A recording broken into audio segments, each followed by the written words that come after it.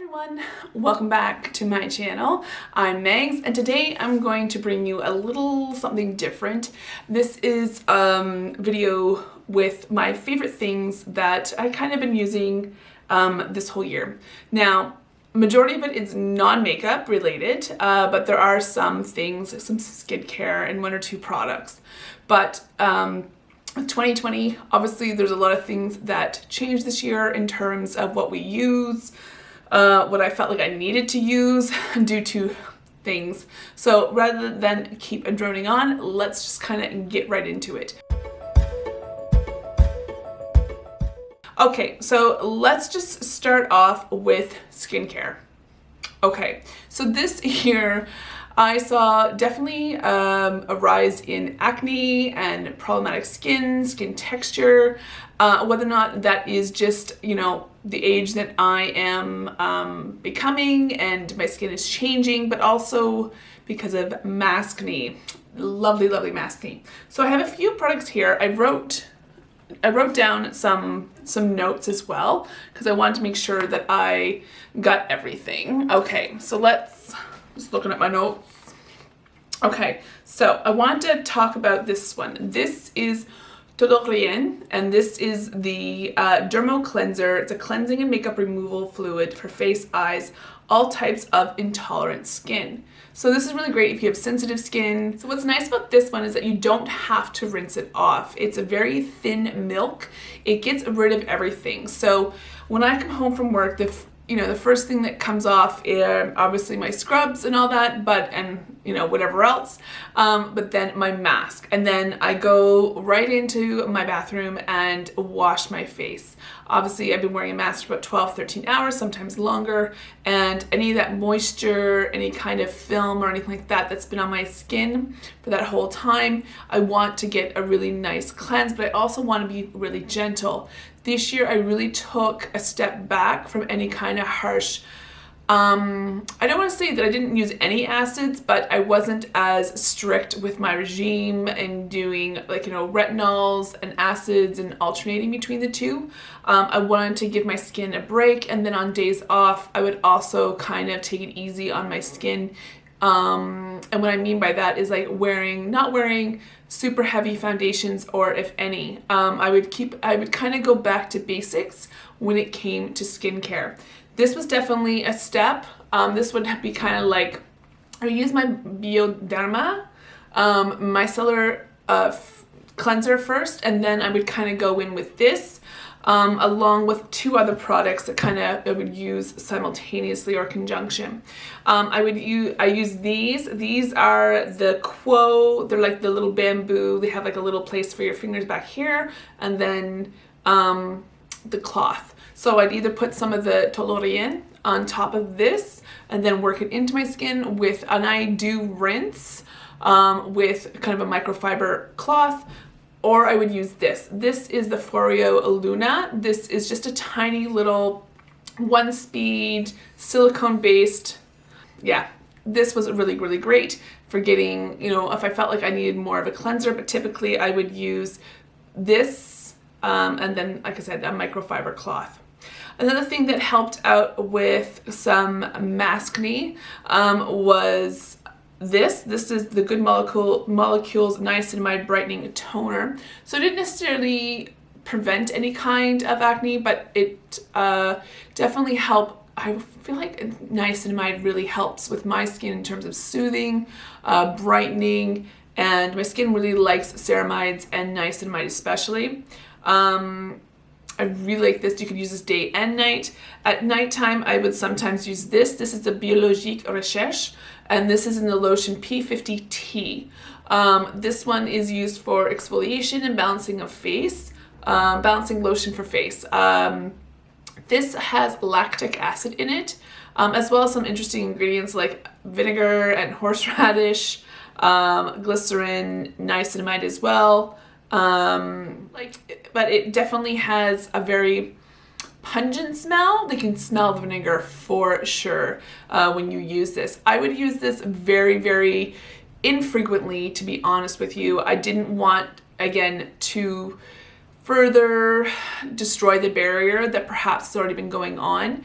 And then moisturizing wise, I use my Lala whipped cream by Drunk Elephant, but then that I used that up pretty quickly. And then I was trying to find some other, kind of been rotating through some moisturizers, so I've been trying to find a really good moisturizer.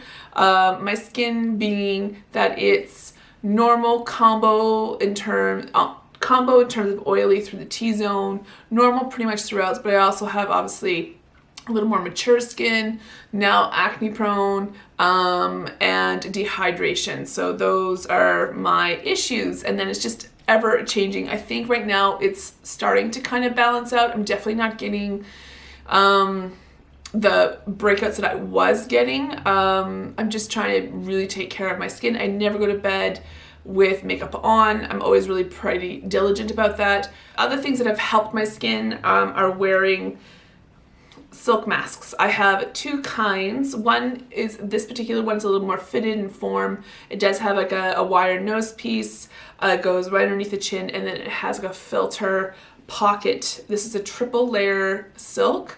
And then I have this one, which is just a little bit more of a loose kind of mask. Again, silk. I have one of these little things that kind of clip around so that if I am away from people, I don't have to wear it all the time. But yeah, so I found these have helped. I generally like wearing silk masks as well as using silk pillowcases. I feel like the combination of both definitely have helped and prevented more acne from forming. Those are fantastic. I will try and link things. These are from Etsy, and one is a local Toronto and one is, I believe, from New York. So those are fantastic. Highly recommend. And then the other thing that has helped out are definitely these little pimple patches from CosRx. Now these don't have any kind of treatment like qualities, like there's no retinol in it, there's no microchannels that like the Zitstica and the Peace Out have. These are just basically hydrocolloid kind of patches that kind of help with pimples that are kind of already starting so that you don't pick at them. These I would say aren't really great for cystic, kind of underneath the skin painful ones. These are more of ones that have like a head kind of starting to form. I do find that once I cleanse my skin, and I'll put these on right before bed, and then I do find when I wake up in the morning, it's definitely less red. The gunk is kind of pulled to the surface, so if I just want to wipe it away or use Q-tips to kind of lightly press in that area, it's definitely a lot better than when, like, the night before. So I do find that these really help. No, there's a few other products too that I forgot to mention for skincare. This was really nice. I got, this was sent to me from Influencer to, I guess, try out, test out, give my opinions on. If you aren't familiar with Influencer, it's kind of like Octoly, I want to say a little bit. Anyway, they get sent to you. You have to post on Instagram or some kind of social media about it, give a review and all that. So this is the Neostrata Resurfaced Glycolic Mousse Cleanser.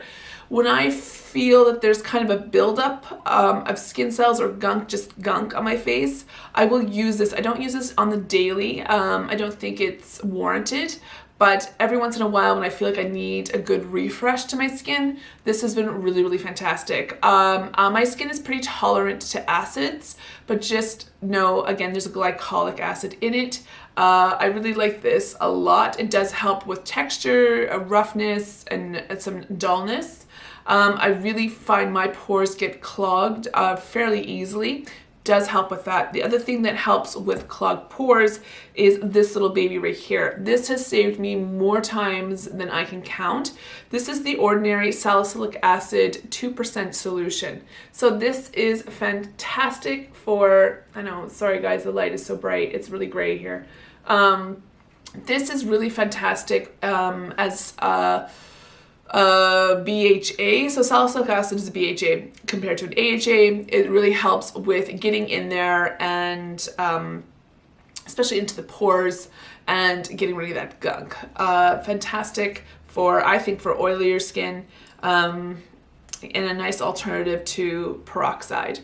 Benzoyl peroxide, I mean. So this has been fantastic. I love the products I have. This is starting to work for me. Do I still get breakouts? Sure. For whatever reason, whether it be, you know, testing a product and it breaks me out, to a sunscreen not removing it fully, or again, hormonal or stress or what have you. So these have been fantastic for me thus far. So I have really piss poor posture. Always have, always kind of been around it, but I really noticed it this year insofar that I had to start going to physio. I was waking up with neck pain about a year ago, and to the point where it was like on the daily. And while it didn't prevent me from doing my ADLs or activity of daily living, it was noticeable and it was tight. So I would just do this and I could feel it pull through here. The other thing too is that, you know, just kind of this rounded overness, it really shortens your pectoral kind of muscles here. So in order to help with my posture and bringing this down, my physiotherapist actually recommended this. And it's been really, really nice. So what it does, you just lay on, you put your back, this goes underneath your back, between your scapula, and not so far down as where your coccyx is, but just kind of the middle of your back. And what you don't want is your head to kind of hyperextend back. So I use kind of a pillow until my shoulders can reach the floor and it's at a comfortable place. I use this for about 10 minutes. You want to work your way up to, I think, 10 minutes time, like twice daily. And it definitely helps kind of open up this area here. If you're used to yoga, I was doing this with blocks in yoga, not realizing how much it really, really helped. And this is really good. So I started doing that, and that's been fantastic for me. The other thing that I discovered, and I've been obsessed with, and people at work will also agree, because I won't stop talking about it. I love sparkling water, but I don't love that some of the sparkling water has sodium in it, as well as some like artificial flavoring and coloring. Not so much coloring, but artificial flavoring and stevia and aspartame, things of that nature. What I do love is this. And not sponsored, I promise. This is actually a house brand, so President's Choice, which you can find at Lovelies, and I think sometimes So Shoppers also. And this is the sparkling water. It is unsweetened, calorie-free, and it is a carbonated water with no sodium in it and no fats or sugars or anything like that. But what it does, it tastes like pop, or I should say essence of pop. So there's a few flavors. Cream soda is this one here. I have the vanilla cherry, which is kind of like a Dr. Pepper, and also a root beer flavor. I'm not so keen on the root beer as much, but it's probably the most flavorful in terms of strongest kind of flavor. But the cream soda and the vanilla cherry one are really, really good. And it's a nice alternative to drinking the soda or pop version. So this has just been really, really nice to kind of get that fizziness and just kind of like the little diluted cream soda type taste without the sugar in it. So that's really fun. But this is new to me. I love tea. You will soon find out. I'm going to start doing tea time type videos where I'm talking about spilling the tea on some products, like little mini reviews while drinking a favorite tea of mine. So I do love teas, especially green and white. And I had a beautiful kettle that my friend gave me that was cordless, but that was on the fritz and about to go. So I did up the game in my tea game, and I purchased this one, which has temperature controlled settings. So if you know anything about tea, you know that especially for more delicate ones like white and green tea, you know that if they go too hot, it will burn the leaves. and it will be very, very bitter. So this allows me already preset to delicate and green, white teas and so forth, so that it will never get too hot. And there's also a keep warm setting that if I want obviously other cups of teas, it keeps the hot water at that temperature. I can't remember for how long, but I love this. This is fairly new, but yeah, I've used it quite a bit already, and it's the Cuisinart one. It's my favorite tea, and it's from David's Tea. It's the Gyokuro Yamashiro, I think it's called. Let me get it. So this is organic Gyokuro Yamashiro. So if I'm not pronouncing that right, I do apologize. This is a green tea. It does what I like about it. Does have on the package how many scoops, what temperature, how long to steep it, and what kind of caffeine it has, like medium or high or low. Yeah. This is actually, what I also like about it is that it tells you also where it's from, so Japan, China, Korea, things of that nature. And I find this one is actually a little bit expensive, but I love the taste of it. It's very light, delicate, very soft green tea. It's not bitter in the least, and it's not like too earthy, which I think a lot of people associate with green teas. I think it's one of those acquired taste things, which is totally cool. My other favorite green tea is from Matissme. This is the Spearmint Green Tea. So I enjoy drinking a little bit of flavored green tea as well. I'm not really into all the really crazy kind of flavors, but mint, Moroccan mint, spearmint, all that. Any kind of mint is really great for me when I have like a little bit of heartburn or just like tummy problems.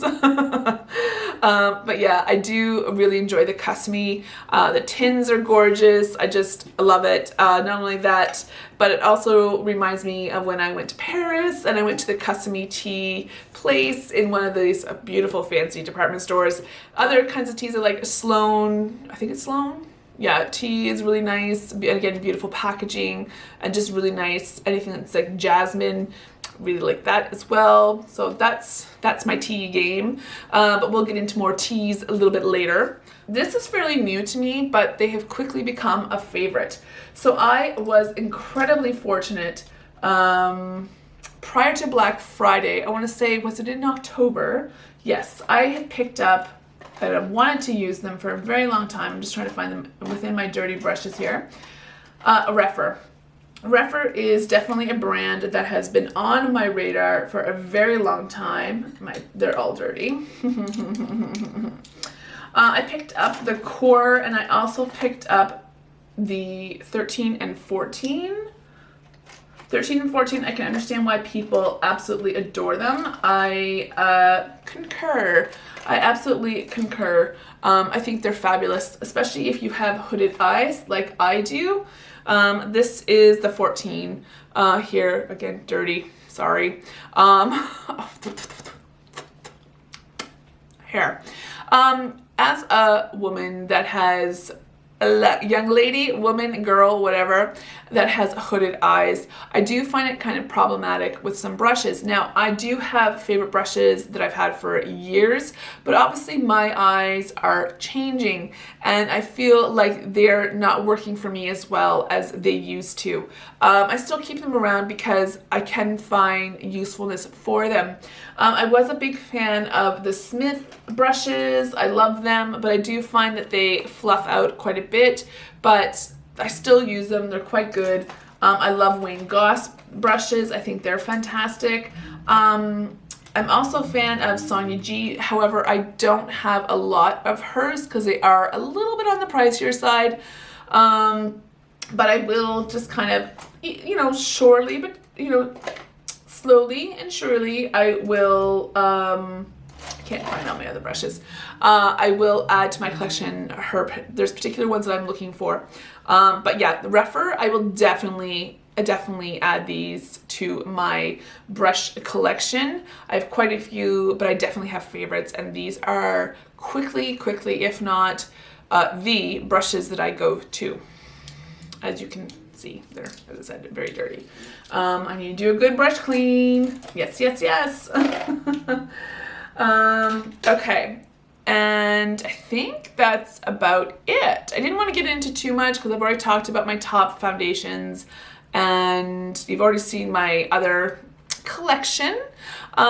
But I do feel, because we are still wearing masks, we are still pandemic going on, guys. I do feel the skincare I wanted to mention for sure, and then silk masks for sure, and then the other ones were just kind of a bonus. I know I have found that my life's been just a little smidge easier with the things that I've mentioned already. So hope you are well, take care, and stay safe out there. Take care of each other, okay? Bye.